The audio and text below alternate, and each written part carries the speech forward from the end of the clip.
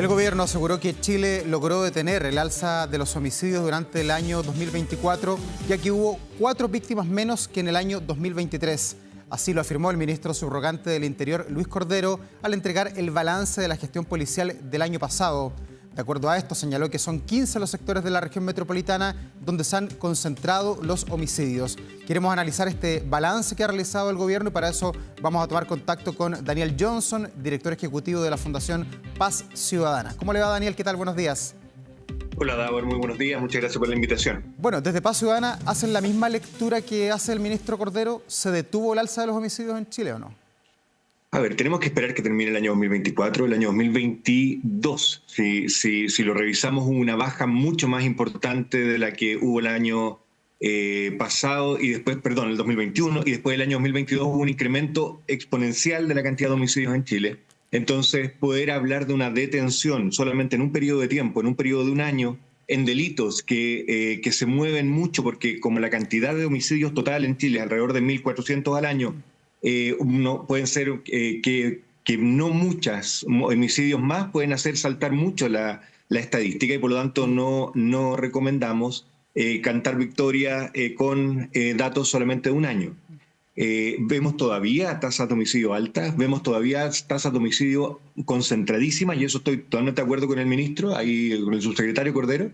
Hay zonas del norte del país que concentran homicidios y zonas de la región metropolitana que los concentran. Y creemos que ahí tiene que estar el acento, en entender las dinámicas delictuales, porque se ha visto que hay condiciones muy distintas en zonas que parecieran similares, que tienen homicidios, pero las causas de esos homicidios son extremadamente diferentes. Daniel, pero en el tema de las cifras, ayer se decía que hubo 1.152 homicidios en el 2024. ¿Cuándo cerramos ese periodo del 2024? Y lo otro, ¿ha habido discrepancias a lo largo de los últimos años en torno a cómo estamos contando los muertos finalmente? ¿Ustedes concuerdan con esta cifra?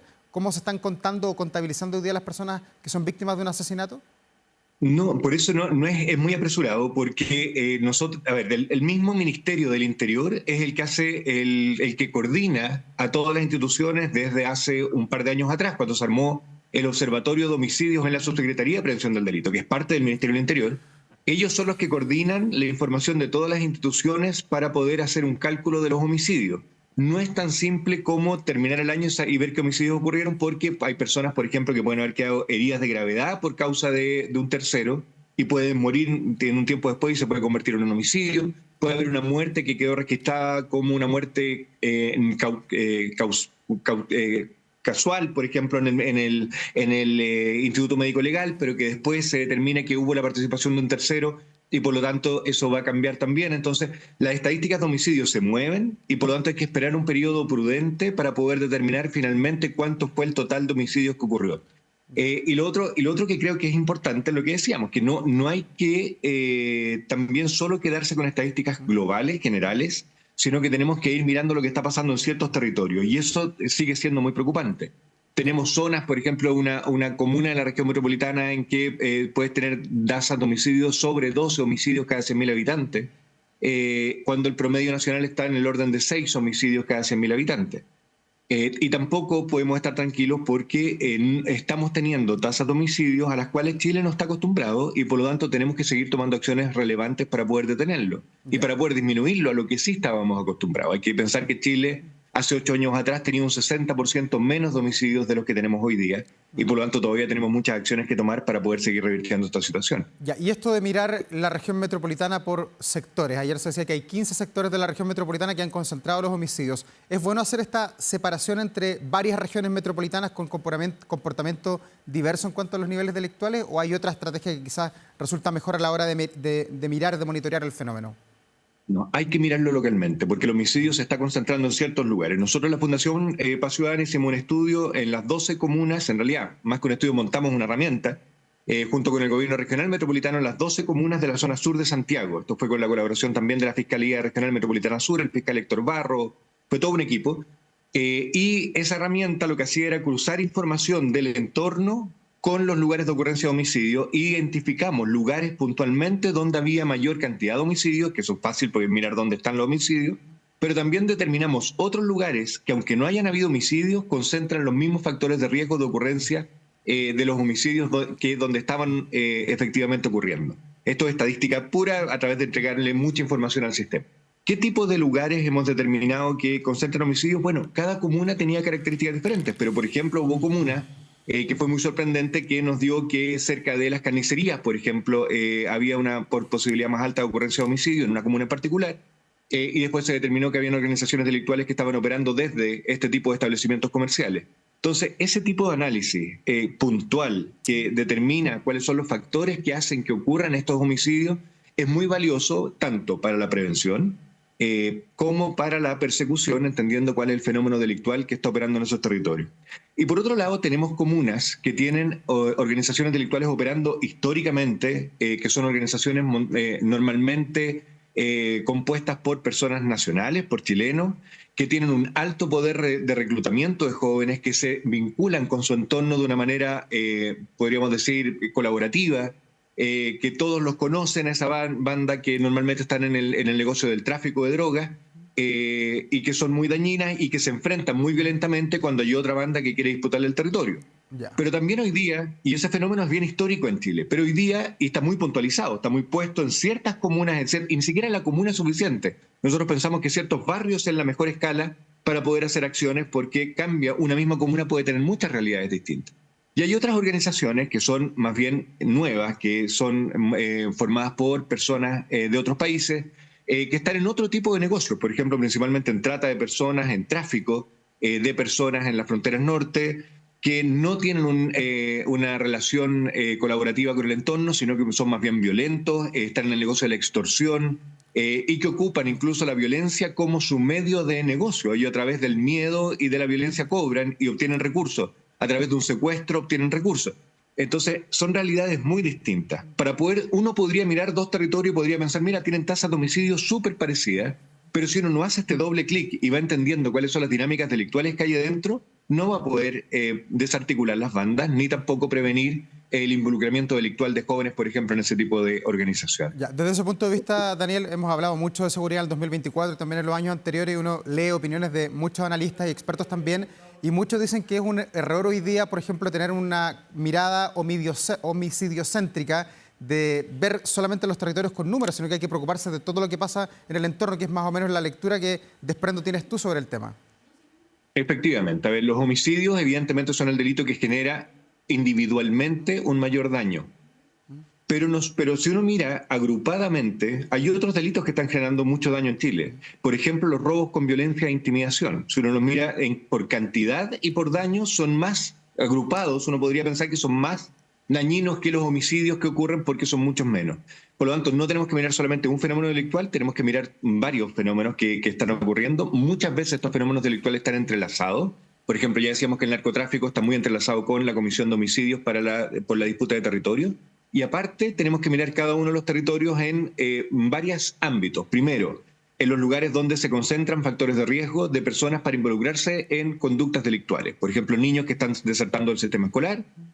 Por ejemplo, hijos de mamás que tienen víctimas de violencia intrafamiliar, hijos de papás que estuvieron privados de libertad. Hay muchos datos que sabemos que correlacionan muy directamente con el involucramiento delictual. Entonces, eso es todo un ámbito social que tenemos que involucrar. Segundo lugar, no podemos no darle una alternativa a un joven para pertenecer a una organización juvenil. O sea, los jóvenes lo que más quieren es pertenecer a una comunidad. Si la única instancia de pertenencia es la organización delictual, van a estar ahí. Entonces tenemos que darle instancias de pertenencia a los adolescentes que sean más sanas, por supuesto, deporte, música y otras alternativas. Después, cuando ya empiezan a ocurrir los delitos, tenemos que darnos cuenta que una manera efectiva también de prevenirlo es la prevención situacional, el entorno. Por ejemplo, ¿dónde están ocurriendo los robos con violencia? ¿Cómo los cambiamos? ¿Cómo iluminamos? ¿Cómo más presencia policial? Y una vez ocurrido el delito, tenemos el ámbito de persecución, que tiene que entender todos estos fenómenos para perseguir de manera efectiva la cárcel, cómo incapacita correctamente, y la reinserción social. Si no miramos todas esas dimensiones, porque todas aportan, no vamos a resolver nunca el problema de seguridad. Ya. Daniel, y frente a esa mirada, frente a los números, frente a la sensación de inseguridad que tiene el país, la receta que ha puesto el gobierno, por lo menos en la región metropolitana, es el famoso a esta altura plan Calles sin Violencia. ¿Qué evaluación hacen ustedes de cómo está operando y cuáles son los cambios que eventualmente habría que hacerle para que funcione aún mejor? A ver, hay cambios importantes que hacer. Primero, de los 4 componentes principales que tiene el Callao Sin Violencia, hay solo uno que uno podría pensar que tiene más relación con evitar homicidios en el futuro, que es los recursos que pasaron del Ministerio del Interior al Ministerio Público para fortalecer la capacidad de investigación de delitos vinculados al crimen organizado. Los famosos equipos ECO que se armaron dentro de la Fiscalía, que han reducido, y hay algunos indicadores ya que los ha calculado en primera instancia el Ministerio Público mismo, pero ahora están licitando una instancia externa que haga esa evaluación, y eso ha mostrado que han tenido una mayor cantidad de formalizaciones y esperamos que también se mida si han tenido más formalizaciones por organizaciones delictuales, por asociación criminal.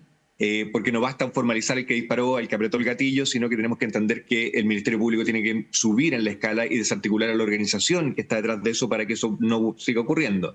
Ese componente de persecución penal sí es pertinente, pero tiene otros componentes que no están suficientemente desarrollados, que no están suficientemente focalizados y que tenemos que trabajar en ello. Entonces, nosotros en el ECO estamos contentos que se haga una reformulación del programa.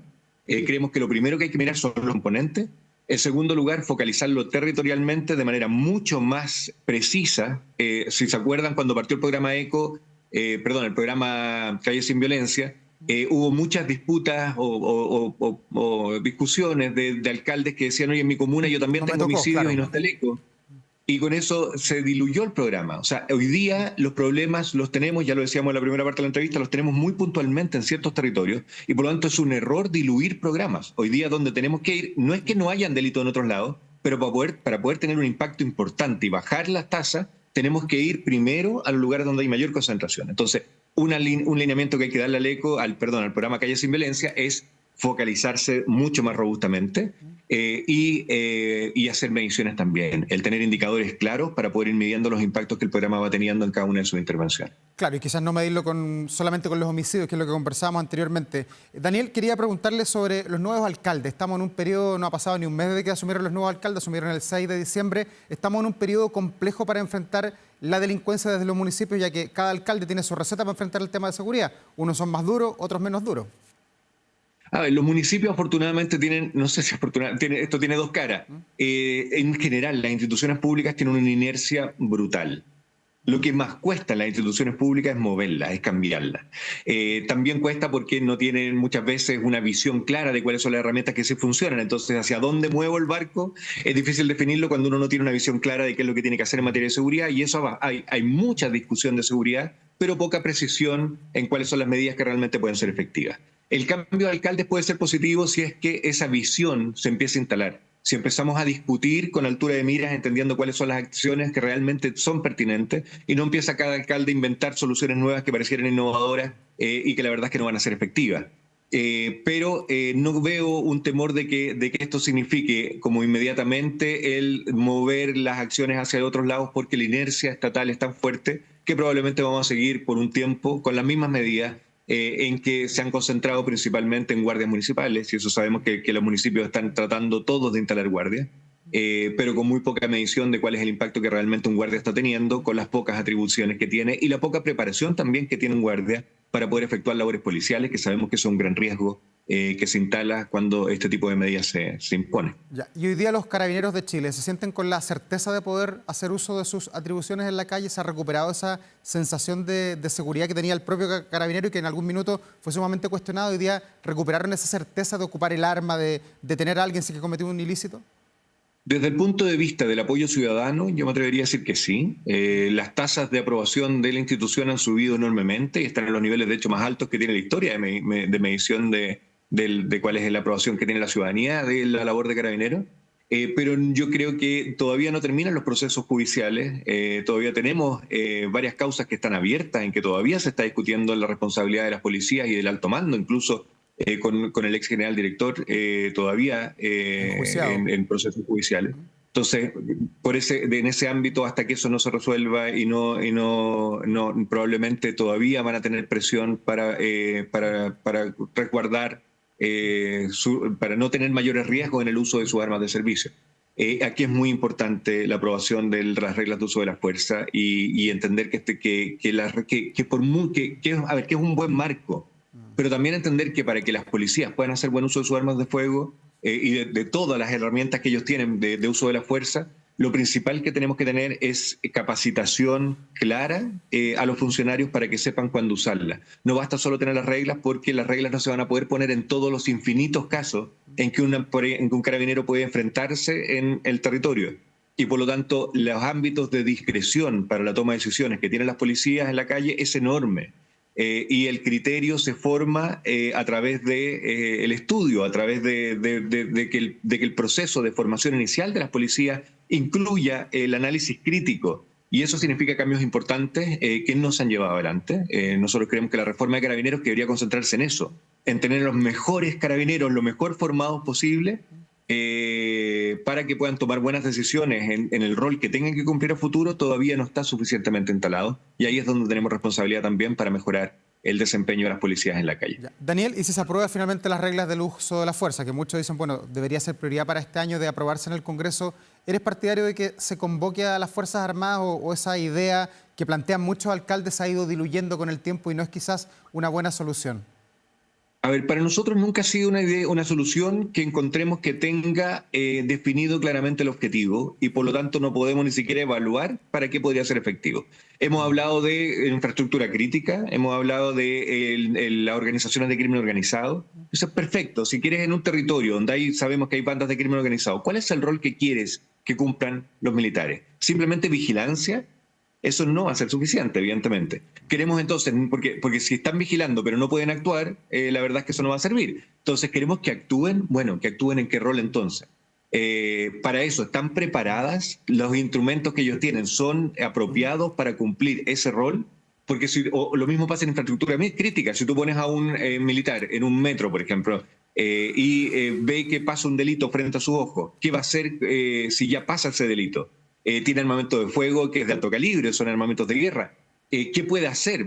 Él tiene atribuciones y tiene formación y tiene el equipamiento para detener a una persona que está cometiendo un delito frente a él. Si es que no lo tiene y queremos que solo actúen por presencia, entonces si no evita el delito por presencia y no actúa, ¿qué va a pensar la ciudadanía de ese rol militar?